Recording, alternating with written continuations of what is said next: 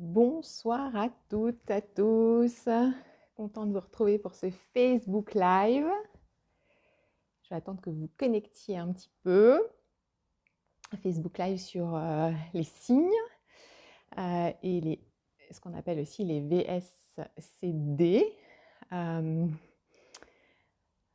je vous laisse vous connecter tranquillement. Est-ce qu'il y a du monde? Bonsoir. Il y a du monde qui se connecte. Alors, bonsoir. Dites-moi qui est là ce soir. Dites-moi si vous m'entendez bien.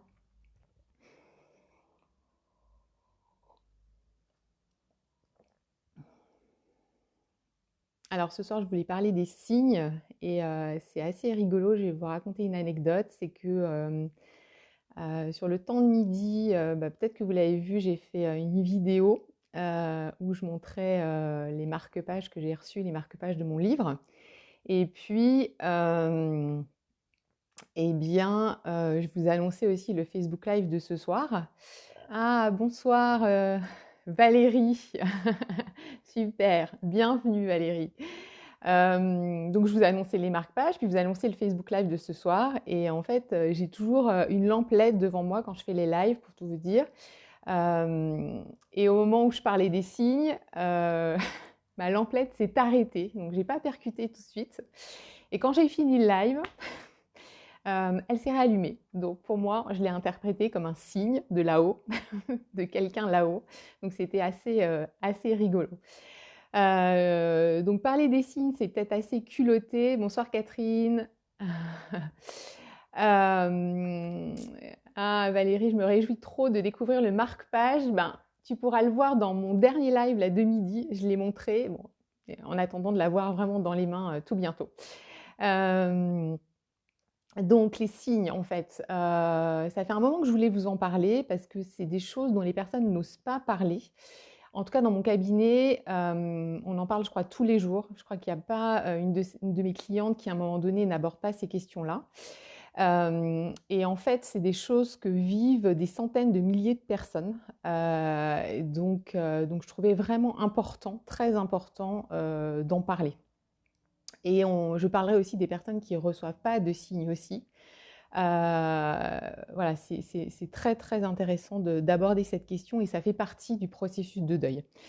Alors, tout d'abord, ce que j'ai envie de vous dire, et puis n'hésitez pas aussi, je lirai après vos commentaires, vous avez peut-être aussi des expériences de signes. Je sais que j'avais posté il n'y a pas très longtemps un petit article, un post d'une dame que j'accompagnais, qui cherchait depuis très longtemps avec son mari un appartement au centre-ville, avec un jardin qu'il ne trouvait pas. Son mari est décédé, elle a continué les recherches et elle a trouvé enfin son appartement de rêve avec un jardin au centre-ville.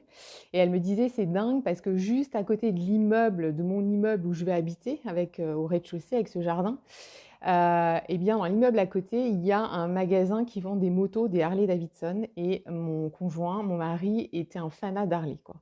Et pour elle, elle l'a interprété comme un signe, un message fort de son mari, de sa présence. Donc voilà, donc c'était assez chouette. Et j'ai posté ce message sur Facebook. Et c'est vrai que vous avez été nombreux et nombreuses à réagir. Alors, ce que j'ai envie de vous dire déjà, pour commencer, c'est que les signes ou les VSCD, euh, ce n'est pas, bonsoir Pierre, ce n'est pas du tout la preuve ou la non-preuve de la continuité de la conscience de la personne après la mort, d'accord? On est chacun libre de croire ou de ne pas croire à la vie après la mort. Moi, ce soir, je ne vais pas du tout parler de ça. Ce dont je vais parler, c'est des signes ou ce qu'on appelle, voilà, de façon un peu plus scientifique, on va dire, les VSCD. Donc VSCD, ça veut dire vécu, subjectif, de contact avec le défunt. Qu'est-ce que c'est? Eh bien, c'est des manifestations qu'on va associer au défunt, c'est des signes, des messages qu'on va interpréter comme venant du défunt. Ce qui est important de dire, c'est que ce ne sont pas des hallucinations au sens psychiatrique du terme, c'est-à-dire que quand une personne a des hallucinations, il y a une pathologie, il peut y avoir une psychose. Il on est sur un terrain vraiment anxiogène. Or, les personnes endeuillées qui vivent ça, elles sont tout à fait saines d'esprit, elles ne sont pas dans une pathologie, c'est pas pathologique. Et c'est pas anxiogène parce que la plupart du temps, c'est plutôt apaisant pour elles parce qu'elles ont la sensation d'avoir un message du défunt. Donc c'est vraiment important de le dire, c'est pas du tout pathologique. Je sais que beaucoup n'osent pas en parler parce qu'ils ont peur de passer pour des cinglés. Moi-même, j'en ai vécu des VSCD. On n'est pas fou, c'est clair, et les psychiatres le disent clairement. Alors, comment, je vais vous donner déjà, alors il y a beaucoup de on peut classer en fait les VSCD dans 4 catégories et puis peut-être que vous allez vous retrouver dans une catégorie, un truc que vous avez vécu. Souvent ces signes, ils se manifestent beaucoup, entre le jour 0, enfin le jour 0 j'allais dire, le jour, à partir du moment où la personne décède, jusqu'à 6 mois, 8 mois. Et puis après, ça peut être moins intense, quoi. Ça peut se prolonger, mais ça peut être moins intense. Merci pour les cœurs. Euh, Ce qui se passe, c'est que donc on peut classer ces VSCD dans 4 catégories. Première catégorie, ça va être tout ce qui est autour de la perception sensorielle.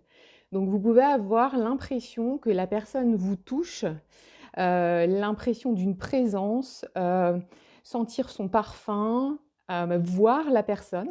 Alors bien sûr, c'est hyper, hyper rapide, hein. Ça dure quelques secondes, ça dépasse pas en général 1 minute, hein. C'est très furtif. Moi, personnellement, ça m'est arrivé à peu près à 6 mois de deuil. J'étais persuadée que le type qui était devant moi, j'étais persuadée que c'était Jeff. Et ça a duré un quart de seconde. Et je me suis précipitée sur le type devant moi. Je lui ai mis la main sur l'épaule. Le type s'est retourné. Bien sûr, c'était pas lui. Lui était très étonné. Et moi, bah, j'étais hyper déçue, même si je savais très bien qu'il était mort, qu'il n'était plus sur cette planète. Mais en tout cas, voilà, on peut voilà, ressentir ça. Donc avoir cette perception-là, qui est très rapide, très furtive. Donc ça, c'est une catégorie de signes, une catégorie de VSCD. Deuxième catégorie, c'est tout ce qui est attrait aux appareils électriques.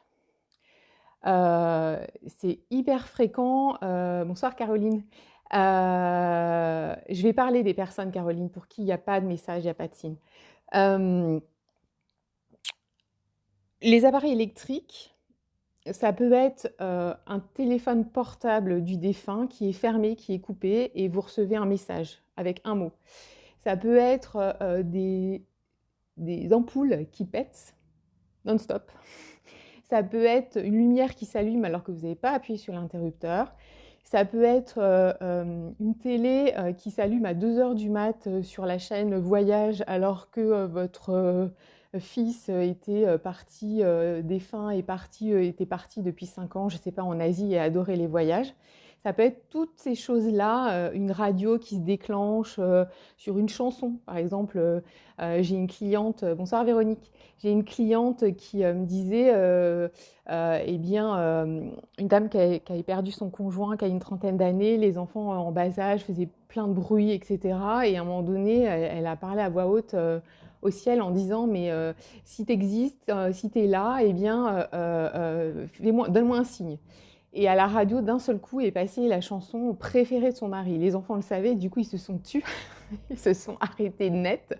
Donc, ça peut être plein de choses comme ça. Bonsoir, Evelyne. Donc, tout ce qui a trait aux appareils électriques. Autre catégorie de VSCD, ça peut être des choses qui sont en lien avec des connexions, en lien avec les animaux.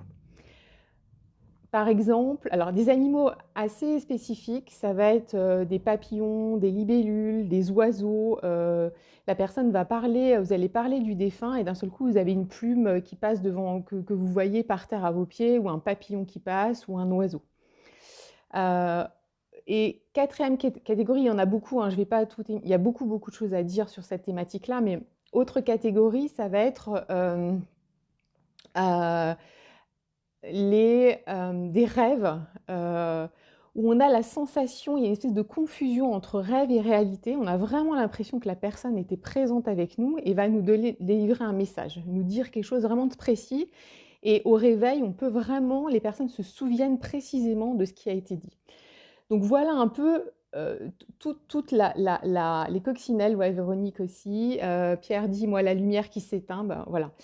Euh, donc ça peut être, voilà, toutes ces catégories. Alors ça, c'est vraiment quelque chose, c'est pas un truc délirant, hein, ça a été étudié à partir de centaines, de milliers de témoignages, des milliers de témoignages de personnes, par des études américaines, anglo-saxonnes, francophones, ça commence un petit peu. Donc c'est quelque chose qui existe, qui est constaté, qu'on n'arrive pas à expliquer pour l'instant, mais qui existe, voilà, c'est pas délirant, quoi, hein. Alors certaines personnes, des fois, me disent, eh bien, moi, j'y crois pas parce que je suis rationnelle. Et en fait, c'est anti-scientifique, hein, de dire ça. C'est anti, comment, c'est pas reconnaître ces centaines de milliers de témoignages de personnes qui ont ressenti ça dans les premiers mois de leur deuil. Ce que je voulais dire aux personnes qui, et ça on me le dit aussi, hein, souvent, mais moi je ne reçois pas de signes, j'aimerais tellement en recevoir, et on sent que chez la personne c'est une vraie souffrance. Et souvent on me dit, mais c'est peut-être que voilà, le lien n'était pas assez fort, alors que c'est bizarre, je me pose des questions. Donc ces signes ne sont pas liés à l'intensité de l'amour que vous portiez à la personne, de votre lien d'amour. Ça n'a rien à voir. C'est pas il veut communiquer avec moi, il veut pas communiquer avec moi. On ne sait pas pourquoi. Il y a des personnes qui n'avaient pas forcément un lien très fort avec la personne défunte et qui ont ces signes-là. Et puis il y a d'autres personnes qui avaient un lien très très intense, très puissant, très fort et qui n'ont pas de signes. Donc il n'y a pas on ne sait pas pourquoi. Pour l'instant, en tout cas, il n'y a pas d'interprétation, on ne sait pas pourquoi. Euh, Tout à l'heure, je parlais des rationnels, des gens qui disent j'y crois pas. Euh, je vais vous donner l'exemple de ce qui me vient, c'est Elisabeth Kubler-Ross. Peut-être que certains la connaissent. Alors, elle est décédée maintenant depuis quelques temps, mais elle était médecin, psychiatre. C'est elle qui a beaucoup travaillé sur les étapes du deuil parce qu'elle a accompagné beaucoup de personnes en fin de vie. Et donc, elle a écrit notamment, alors elle a écrit beaucoup d'ouvrages, beaucoup d'articles, mais notamment un petit livre qui s'appelle La mort est un nouveau soleil. Elle a accompagné beaucoup, elle a été pionnière pour accompagner des enfants malades du sida. Et j'avais vu sur YouTube une interview d'elle qui était assez étonnante. Donc elle s'intéressait beaucoup au VSCD et également aussi à la vie après la mort. Et ce qu'elle partageait, c'était une expérience personnelle voilà, ma lampe qui s'éteint en direct. Bon, ben voilà. C'est fou, hein. Truc de dingue. Je parle des signes et j'ai ma lampe qui s'éteint alors qu'elle est toute neuve et qu'elle marchait super bien. Bon, c'est pas grave. Je vais continuer. Donc, ce qu'elle partageait, après on me dit qu'on n'y croit pas, elle va peut-être se réallumer. Truc de dingue. Bon, 30 secondes. Euh, Aujourd'hui, c'est un signe. Véronique, c'est ça. Bon, je pense que vous me voyez bien, je suis peut-être un peu floue, mais c'est pas grave, je vais continuer comme ça. Donc, ce que partageait Elisabeth Kubler-Ross, c'est que en fait, elle était séparée de son conjoint, mais ils avaient des liens encore assez proches. Il était malade, il avait un cancer, et quand elle partait pour plusieurs jours en conférence ou voilà à l'étranger, etc., elle lui disait toujours, ils en plaisantaient même avec leurs enfants, si tu meurs, j'espère que tu vas me donner un signe. Tu as intérêt de m'envoyer des signes. Et son mari, malheureusement, a fini par mourir et il est mort en hiver. Le jour de l'enterrement, il avait neigé et ce qu'elle raconte, c'est qu'en sortant de l'enterrement avec sa famille, eh bien, elle a vu des roses, j'ai toujours des frissons quand je raconte ça, mais des roses rouges poussées, qui avaient poussé dans la neige, quoi. Donc, en fait, et elle, alors pour le coup, c'était une vraie scientifique, quoi. Donc, elle ne savait pas expliquer ce qui se passait, mais en tout cas, elle disait il y a quelque chose, effectivement, qu'on ne sait pas expliquer pour l'instant, mais en tout cas, il se passe quelque chose. Donc, donc voilà ce que je voulais vous dire pour ce soir. Donc, pour résumer, il faut vraiment retenir que, ça n'a rien à voir avec des hallucinations au sens psychiatrique, puisque voilà, les hallucinations en psychiatrie, c'est plutôt anxiogène, alors que là, c'est plutôt agréable et positif et ça rassure les personnes en règle générale. Il n'est pas question de savoir si c'est vrai ou pas vrai, voilà, c'est comme ça, c'est un constat. Et deuxièmement, c'est pas lié au degré d'amour, au degré, à l'intensité du lien que vous aviez avec la personne. Troisièmement, j'ai envie de vous dire, ben, osez en parler autour de vous. Alors bien sûr, s'il y a des personnes qui commencent à vous dire non mais c'est bon, tu dérailles et qui sont dans le jugement, ben laissez tomber, hein, c'est pas la peine. Mais par contre, en fait, c'est votre expérience à vous. Donc, c'est vous qui allez pouvoir donner un sens à ce que vous vivez. Moi, régulièrement, on me dit, ben voilà, Rachel, j'ai vécu ce signe-là, j'ai eu cette impression-là, à ton avis, qu'est-ce que t'en penses, c'est quoi? Moi, je renvoie toujours la question parce que moi, je ne peux pas interpréter du tout ce que vous vivez. Il n'y a que vous qui pouvez mettre des mots, donner un sens à ce que vous vivez. Il faut vraiment vous faire confiance là-dessus. C'est vraiment hyper, hyper important. Et ça, pour moi, c'est vraiment primordial. Donc, c'est des choses qui existent. Vous n'êtes pas, si vous en vivez, les seuls, loin de là. Euh, et oser en parler ben, à des personnes qui sont ouvertes là-dessus et qui peut-être ont vécu aussi ça également, ça peut être intéressant. Et n'hésitez pas à partager là dans les commentaires si certains, alors certains ont déjà mis des messages dans ce sens-là, mais voilà. Donc voilà ce que je voulais vous dire pour ce soir, pour ce live. Si vous voyez cette vidéo ben, en replay, ben, n'hésitez pas à mettre le hashtag replay. Et puis, bah, s'il n'y a pas d'autres commentaires pour l'instant, de toute façon, je vous retrouverai dans les commentaires. Je vais toujours faire un petit tour dans la soirée pour voir ce qui se partage. Bah, écoutez, je vous souhaite une bonne soirée. Dans mon livre, j'en parle hein, des signes. À un moment donné, j'évoque cette question-là parce que c'est vraiment un sujet qui est très, qui me semble important et qui est très, très récurrent. Et puis peut-être que ma lampe va se réallumer, mais elle n'a pas l'air de vouloir se réallumer.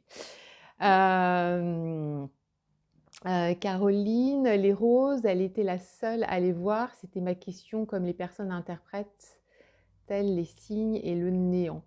Alors dans son témoignage, effectivement, elle disait qu'elle était, elle était la seule à avoir vu ces roses, quoi. Mais c'était voilà, c'était son interprétation. Donc voilà, elle n'en a pas dit plus dans le témoignage, quoi. Elle n'en a pas dit plus du tout dans ce témoignage-là. Voilà. Je suis convaincue des signes. Ben voilà. Donc voilà, on est chacun libre, voilà, d'y croire ou pas y croire, mais en tout cas, sachez qu'il y a énormément de personnes qui en témoignent. Je vous souhaite une bonne soirée. Prenez soin de vous et puis je vous retrouve bientôt pour un nouveau live. Bye!